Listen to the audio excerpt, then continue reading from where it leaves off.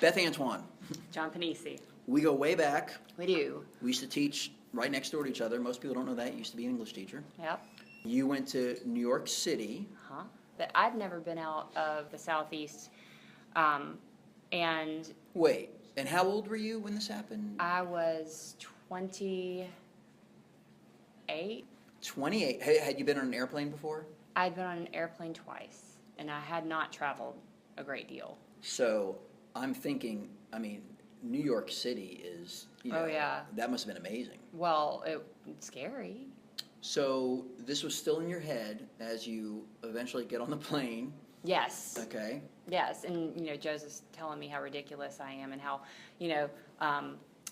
the security and New York security especially was so tight and good and whatnot. And so we go about our trip, and we get into New York, and we're having just a really fabulous time. And Okay, so as you're going about your business in New York City, doing all, I'm assuming, eating bagels, going to Central Park, all that kind of stuff, did your nerves settle down a little bit, or were you Yes. still? They did. Yeah. Wow. And I remember just being absolutely in love with New York. It's just so different than anything I'd ever experienced before. And Right.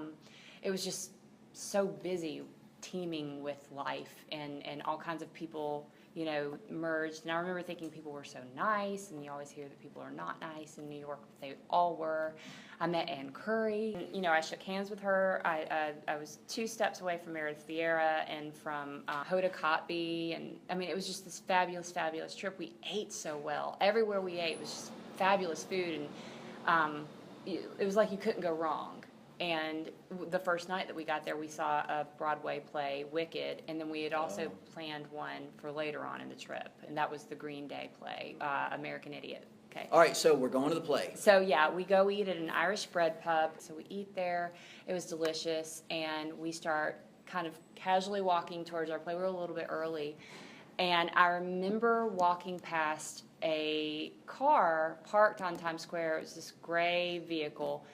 And I remember thinking, who parks there? Because it was just such an odd place to park. And then I remember saying to Joseph, hey, there's smoke coming out of that car.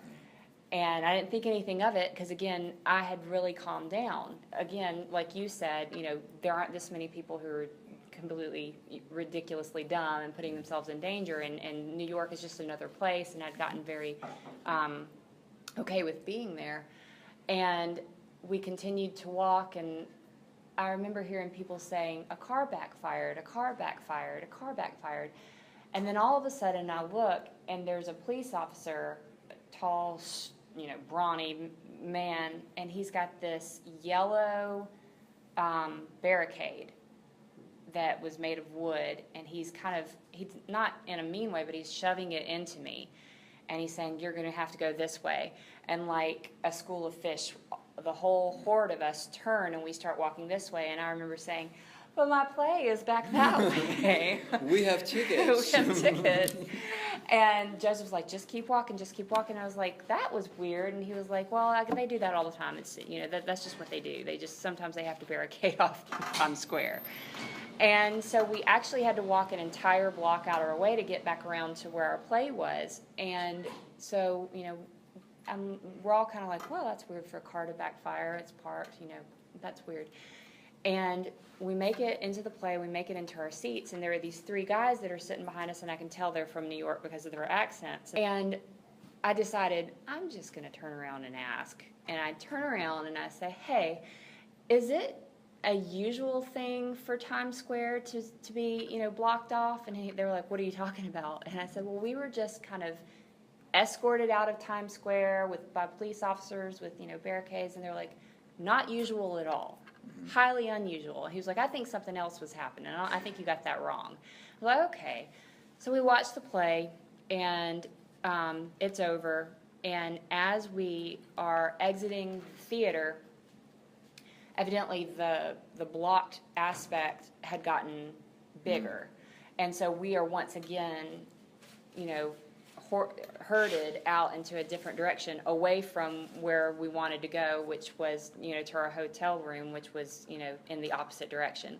And so we just kind of start moving with this herd of people, and everybody's like, what's going on, what's going on, then you start hearing people kind of figuring out, well, there was, something happened in Times Square, and there was a car, and it was, there was smoke, and I remember it was almost, I want to say it was like 9 blocks around Times Square that were kind of barricaded off, and you come around back to where Times Square is, where you're on the outskirts, where you can still see down there, and it was dark at this point, and there were 2 men in hazmat suits with some sort of robotic small thing on wheels going towards that same car that I had walked past that was smoking.